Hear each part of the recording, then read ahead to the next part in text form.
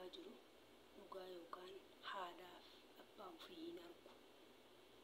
Gaafa isii yookaan nama biraa darbite arganii jechuudha dhugaa haadhaaf abbaa.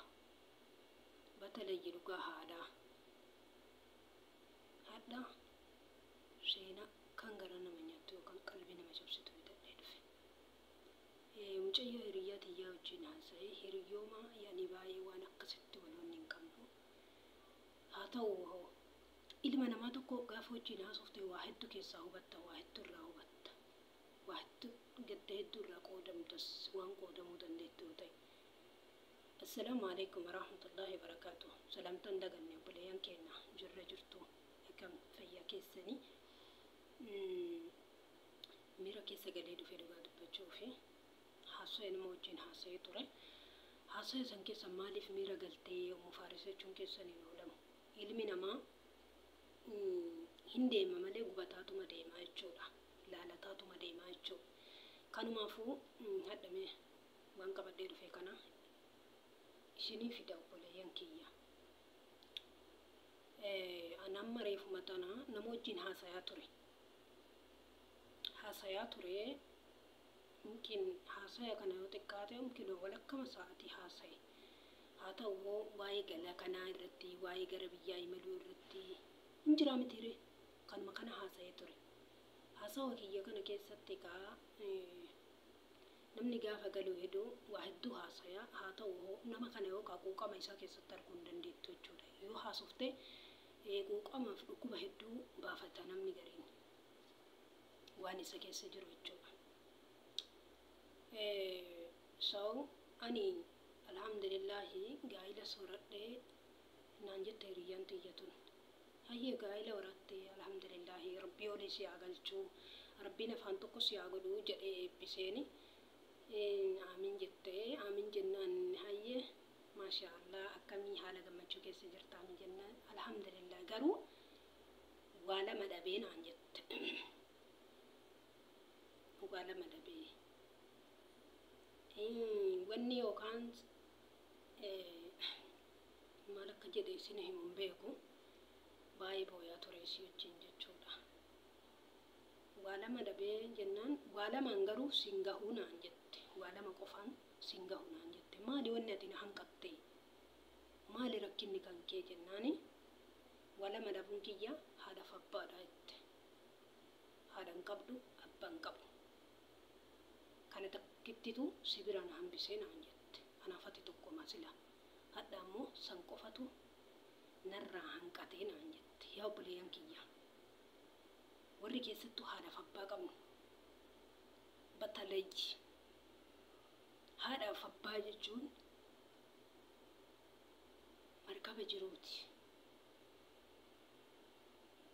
Haadha biraa bakka buufattee kaddamattee bakka haadha tantee ta'i jettee baatii sagal si dhalte bakka buufachuu hin dandeettu abadan.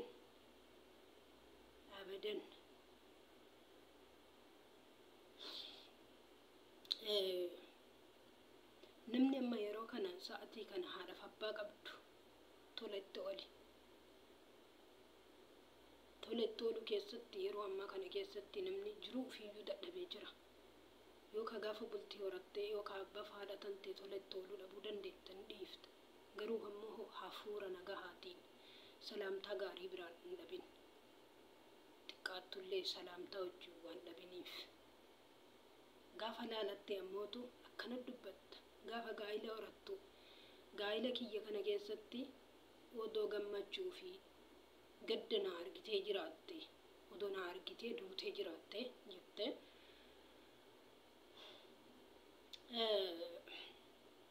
maaliif eenyuyyuu nama haadhaaf abbaa haadha keessattuu bakka namaa bu'uu hin danda'u. Anamma fakkeenyaaf mucayyoo tanaan bakka haadhaaf abbaa tanteetii sii bu'a jechuun hin danda'u.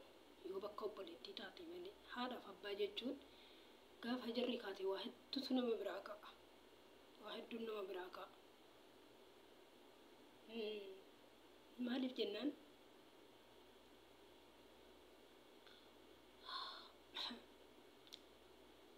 buleen kiyyaa namni tokko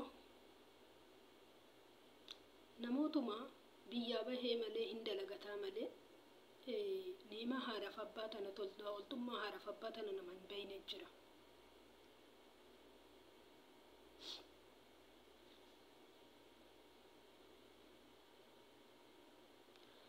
Nama dhiifama guddaa isiniin jedha. Mataan na dhukkubaa dhaqee dhufe. Seenaan tun ammallee tokkoffaa garaa na nyaatte dhugamatte jechuudha. Asumaan namni maatii qabdan, namni keessattuu batalayyi haadhaaf abbaa qabdan tola jechuu barbaadeeti. Akka isiin tun seenufte yookaan akka isiin tun laalataa jirtutti rabbi laaluu isin hin argisiisini. Rabbi qaanqee akkanaa isin irraa haa qabu. Nama gaddaaf gammachuu keessan ummaan teessan yookaan abbaan keessanii fi haati keessan argu. Rabbiin isin haa taasisu. Kanaaf namni baay'een dogongorri baay'een ni jira. Kanaafuu dogongora kana keessaa asumaan akka baatan karaa irratti akka deebitanii maatii keessan keessattuu summa ummi jedhe rasuulli keenya alayhi salaatu wassalaam. Haati waa hundarra jabaatti. Ilmee ni argatta. Ilmee takka yoo baatii 9 gara baattee haga feete semiitee yookaan deettee lafaan geettee jiraatte yoo isiin gara fuula akiraa sirraa deebitee kabiraan ni argatta. Garuu haadha hin argattu. Abbas hin argattu. Eenyuyyuu bakka sii bu'uu hin danda'u. Dhageeffadha, eenyuyyuu bakka haa sii bu'uu hin danda'u. Ammii maalii jinniin bakka sii hin bu'u. Haadhaaf abbaa jechuun madda jiruuti, jannata jiruuti. Yoo waa goote tagalata sii beektu, tawaan ati gooteessan qaqqabdee dhugatti lafeessi eebbiftu. Nama biraa yookaan nama karaa odoo deemtu nama tokko nama beelahe tokko yoo waa goote namni sun beela irraa bahuuf dhugatti garaggassi qabee waa du'aa isii godha. Haadhaaf abbaa yoomiyyuu ofirraa sin qusattu. Lama keetti yoo akkasii yookaan bakka haadhaaf abbaa san bu'ee waa godha jette wanti haadhaaf abbaa namaa ga'e hin jiru. Gaafa jiru hin jirtu yookaan gaafa bultii hin horatin jannanni koomee haadhaaf abbaa jalaan. Gaafa bultii horatte hoo meessaan abbaa manaa jalaani. Kanumaafuyyuu isinitti haa jabaattu wanti kun. Buleen keenya uf yaadadhaa. Seenaa tanarraallee waa barattan jedhee yaada. Waa lama dhabee jechuu kanatu qalbii na cabse. Wallaahi al'aziim summa wallaahi reefuma tana irraa gadi cufadhee booyaa dhaqee booda gama keessan waan kana akka ummanni kiyya yookaan ummanni hedduun akka keessaa wanta kana keessa hubatee warroonni yookaan yeroo quba hin qabne akka quba qabaatuuf namni haadhaaf abbaa ofii quba hin qabne hin jiru. Haa ta'u ammoo akka booru uf yaadatee tajirtu irra uf yaadatee irraa wanni hin jennetti haati namaa daqiiqaan sagalee ilmoo ofii dhaga'uuf taati. Daqiiqaa sekondiin odoo ati itti bilbiltee isiniifattu akka nama biraatii miti isiin adda. Hirriba keessa illee kaatu badi miyattiin tiyya akkam jirti jetti. Yoo yookaan isiin dhukkubdee yookaan manaa bumaanuu haa ta'u akkanumatti itti fida rabbiin ilmoon tun dhukkubuu. Maal taate laata mucattiin tiyya jette ol kaatee ati jaarromtullee isiin mucattii tiyya jechuun dhiiftu. Gizee kamuu isiin mucatti. Mucaa kiyya jechuun dhiiftu. Bada daa'imman tiyya maal taate jechuun dhiiftu. Obboleeyyan kiyya kanaafuu viidiyoo kana keessatti waa hubattan jedhee yaada.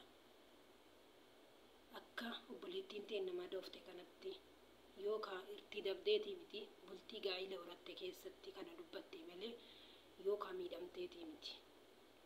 Jiruu gaarii keessa jirti. Gaa'ila gaarii horatte. Gaa'iluma kiyya kana keessatti nama akkamii fi akkamitti akka horadhe maana arguu dhabde jechaaf malee yookaan rakkina biraatiif miti. Namni haadhaaf abbaa hin qabne dhugaadha rakkataadha. Eenyumayyuu taanaan dhugaa walitti rakkataadha. Kanaafuu jajjabaadhaa, qaddamadhaa. Hagi isin lubbuun jirtu qaddamachuun dhiisina, bira jiraachuun dhiisina. Hafuuraan bakka jirtanirra isinin jedha. Salaamu alaikum.